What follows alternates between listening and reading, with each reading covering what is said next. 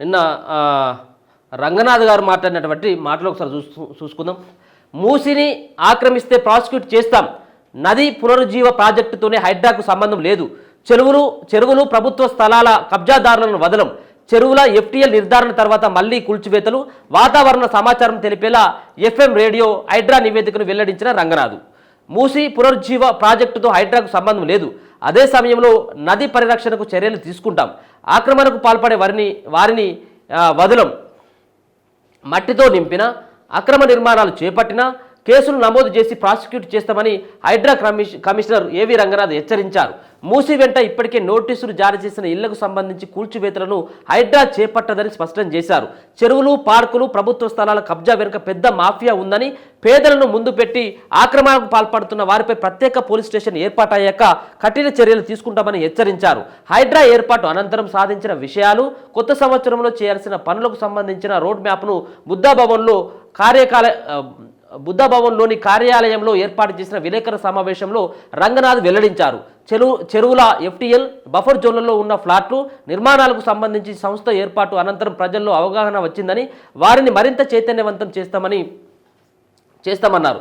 Registration జరగని notary స్థలాలు, భవనాలు, అక్రమ నిర్మాణాలను కొనుగోలు చేయొద్దని సూచించారు. తమ ప్రాంతంలోని పార్కులు, ఖాళీ స్థలాలు, రహదారుల అక్రమాలపై, కాలనీ సంఘాలపై అప్రమత్తంగా ఉండాలని హైడ్రాకు సమాచారం ఇవ్వాలని కోరారు. మున్ముందు అక్రమాలు జరగకుండా కఠినంగా వ్యవహరిస్తామని, చెరువుల ఎఫ్టీఎల్ నిర్ధారణ పూర్తయిన అనంతరం కూల్చివేతలు ఉన్నాయని స్పష్టం చేశారు. చెరువుల ఎఫ్టీఎల్ నిర్ధారణ పూర్తయిన అనంతరం కూల్చివేతలు ఉంటాయి అంటే వీటి ఎఫ్టీఎల్ అలాగే బఫర్ జోన్ నిర్ధారించిన తర్వాత కూల్చివేతలు ఉంటాయి, ఇప్పుడు ఉండయి. అలాగే ఏదైతే మూసి పక్కన ఉన్నటువంటి కొన్ని ఇండ్లకి మార్కింగ్ చేయడం జరిగిందిగా, వాటిని ఇప్పుడు ముట్టుకోరట. జూలై 19 తర్వాత అనుమతి లేకుండా నిర్మించిన భవనాలపై చర్యలు ఉంటాయన్నారు. అక్రమంగా నిర్మించిన నివాసేతర నిర్మాణాలను కటాఫ్ తేదీలతో సంబంధం లేకుండా తొలగిస్తామన్నారు. హైదరాబాద్లో రియల్ ఎస్టేట్ రంగానికి దిశానిర్దేశం చేసేలా వ్యవహరిస్తామన్నారు.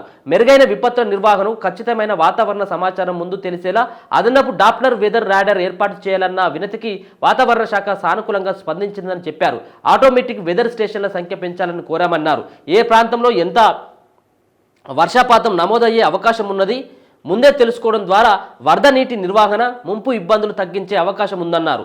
ఈ సమాచారం ప్రజలకు తెలిపేందుకు ఎఫ్ఎం రేడియో ఛానల్ ఏర్పాటు లేదా లీజుకు తీసుకునే విషయాన్ని పరిశీలిస్తున్నట్లు చెప్పారు. 12 చెరువుల పునరుజ్జీవనానికి చర్యలు. జూలై 19, 2023లో హైడ్రా ఏర్పాటు అనంతరం ఇప్పటి వరకు 200 ఎకరాల స్థలం స్వాధీనం చేసుకున్నట్లు రంగనాథ్ వెల్లడించారు. ఇందులో 8 పార్కులు, 12 చెరువులు, 4 ప్రభుత్వ స్థలాలు ఉన్నాయన్నారు. హైడ్రా అంటే కూల్చివేతలు మాత్రమే అనేలా కొందరు ఉద్దేశపూర్వకంగా తప్పుడు ప్రచారం చేస్తున్నారని, ఆక్రమణదారులు, కబ్జాలకు పాల్పడేవారు ఈ తరహా చర్యలకు పాల్పడుతున్నారని ఆరోపించారు. ఇప్పటి వరకు అక్రమాలను తొలగించి 12 చెరువుల పునరుజ్జీవనానికి చర్యలు తీసుకుంటున్నామని ప్రతిపాదనలు ప్రభుత్వానికి పంపినట్లు చెప్పారు. కొత్త సంవత్సరంలో ప్రతి సోమవారం ప్రజల నుంచి నేరుగా ఫిర్యాదులు స్వీకరిస్తామని రంగనాథ్ తెలిపారు. మతపరమైన నిర్మాణాలపైన, రోడ్డు, ప్రభుత్వ ఖాళీ స్థలాల్లో మతపరమైన నిర్మాణాలు రావడంపై రంగనాథ్ స్పందించారు. ఇలాంటి సున్నిత విషయాల్లో సమగ్ర పరిశీలన అనంతరం నిర్ణయం తీసుకోవాలని, మతపరమైన నిర్మాణాల జోలికి వెళ్లకుండా చుట్టూ ఉన్న అక్రమాలను తొలగిస్తామన్నారు. హైడ్రాకు ఇప్పటి వరకు 5,800కు పైగా ఫిర్యాదులు వచ్చాయని, ప్రజలకు కలిగే ఇబ్బందులను పరిగణలోకి తీసుకుని పరిష్కారానికి ప్రాధాన్యత ఇస్తున్నట్లు చెప్పారు. కాలనీ, బస్తీ అసోసియేషన్లు సామూహికంగా స్థానికులు చెప్పే ఫిర్యాదులను మొదట పరిశీలిస్తున్నామన్నారు. విపత్తుల నిర్వహణకు ప్రస్తుతం 30 బృందాలున్నాయన్నారు. ఔటర్ వరకు సేవలు విస్తరించేలా వీటి సంఖ్య త్వరలో 72కు పెంచనున్నట్లు తెలిపారు. నాగోల్లోని విపత్తుల నిర్వహణ శిక్షణ కేంద్రాన్ని మరింత బలోపేతం చేస్తామన్నారు. 100 మంది డిఆర్ఎఫ్ సిబ్బందికి శిక్షణ ఇచ్చి ట్రాఫిక్ నిర్వహణ కోసం కేటాయించామన్నారు. డిఆర్ఎఫ్కు చెట్లు కూలాయని, 3,428 వరద నీరు నిలిచిందని, చెట్టు కూలినాయి అని చెప్పేసేమో 3,428 ఫిర్యాదులు, వరద నీరు నిలిచిందని 912, 199 రిస్క్ కాల్స్, 133 అగ్ని ప్రమాదాలతో కలిసి మొత్తం 4,684 ఫిర్యాదులు ఆయనకు వచ్చినాయట. సరే, ఏదేమైనప్పటికీ కూడా దీంట్లో క్లారిటీ ఇవ్వడం జరిగింది. ముఖ్యంగా ఇప్పుడు ఎఫ్టీఎల్ అలాగే బఫర్ జోన్ పరిధి నిర్ధారించిన తర్వాత కూల్చివేతలు ఉంటాయి. దాని తర్వాత రెండో అంశం చెప్పిండు కదా, ఏదైతే మూసి పక్కన ఉన్నటువంటి వాటిని కూడా మేము వాటి జోలికి పోమని చెప్తా ఉన్నాడు. సో ఏదైతే హైడ్రా బుల్డోజర్ అని చెప్పేసి గజగజగా వణికిచ్చినటువంటి హైడ్రా రంగనాథ్ ఎవరైతే ఉన్నారో రంగనాథ్ అంటే చాలామందికి తెలియవచ్చు. హైడ్రా వచ్చిన తర్వాత ఆయన పేరే ఇంటి పేరుగా మారిపోయింది. హైడ్రా రంగనాథ్ అంటే ఇప్పుడు ఆయన పేరు తెలుస్తూ ఉన్నది. ఈ హైడ్రా రంగనాథ్ లాస్ట్కి ఏమో వచ్చింది, హైడ్రా పోయి ఇప్పుడు ఎఫ్ఎం రంగనాథ్ గారికి వచ్చింది ఇప్పుడు కథ అంతా. ఎఫ్ఎం కాడికి వచ్చింది. ఇప్పుడు ఎఫ్ఎంలో చెప్తారట వీళ్ళంతా కూడా ఎక్కడెక్కడ విపత్తులు సంభవిస్తూ ఉన్నాయి, ఎక్కడెక్కడ ఏం జరుగుతూ ఉందన్నటువంటిది ఆ సమాచారాన్ని తెలిపేందుకు ఆ దిశగా ప్రయత్నాలు చేస్తూ ఉన్నారట. సో మొత్తానికైతే మాత్రం హైడ్రా భయం అయితే లేదు. మేము పేదవాళ్ళని కూల్చాలని చెప్పట్లేదు. ఇప్పుడు ఏదైతే కూల్చినావో, ఇప్పుడు నువ్వు మీ పరిధిలో ఎఫ్టీఎల్ పరిధిలో ఉంది, బఫర్ జోన్ పరిధిలో ఉంది, ఇది చెరువును ఆక్రమించుకొని నాలాను ఆక్రమించుకొని కట్టిల్లని చెప్పేసి కూల్చివేసినటువంటి వాళ్ళ ఇండైతే ఏవైతే ఉన్నాయో వాటికి ఖచ్చితంగా కూడా మీరు నష్టపరిహారం చెల్లించాల్సినటువంటి అవసరం ఉంటుంది. ఇప్పటి వరకు మీరు కూలగొట్టినటువంటి ఇండ్లు మొత్తం కేవలం పేదవాళ్ళ ఇండ్లే. పేదవాళ్ళ ఇండ్లే కూలగొట్టిండ్లు, ఒక్క టవర్ అయినా కూలగొట్టిల్లా. ఇంకా వాసపోని ఎన్నోసార్లు మనం ఒక బండెడు తీసుకురావచ్చు, మనతో వెలుగు ఒక బండెడు ఫైల్ తీసుకురావచ్చు.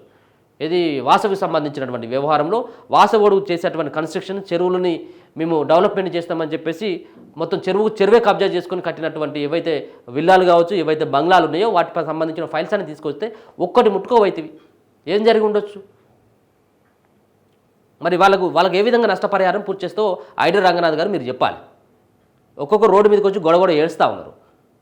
వాళ్ళే గూల కొడుతవి పెద్ద పెద్ద వాళ్ళే ముట్టుకోవైతే మరి ఏమైంది. ఒక పక్కల ఏది నవ్వేటోరు ముంగట ఏదో కాలు జారు పడ్డట్టుగా ప్రభుత్వ చర్యలు కూడా అట్టే ఉన్నాయి. ఇప్పుడు ఏమని అనుకుంటా ఉన్నారు జనాలు, హైడ్రా కొంత వెనక్కి తగ్గేసరికి ఖచ్చితంగా దీంట్లో ఏదో జరిగి ఉండొచ్చు, మూటలు ముట్టినాయి, డబ్బు సంచులు చేరినాయి, సూట్ కేసులు ఇంటికి చేరడంతో కొంత హైడ్రా వెనకాడికి వేసింది అన్నటువంటి భావనకు చాలామంది వస్తారు. ఆటోమేటిక్గా అదే ఆలోచన వస్తుంది. సో ఇది జరిగింది. మొత్తానికైతే మాత్రం హైడ్రా ఇక మనకు కనపడది అనే మనం చెప్పుకోవచ్చు. దరిదాపుగా ఏదో ఫిర్యాదులు అందుతూ ఉన్నాయి, మాకు ఇది అందుతూ ఉంది అని చెప్పేసి చెప్తా ఉన్నారు తప్పించి అదైతే నమ్మటట్టయితే కనబడతలేదు.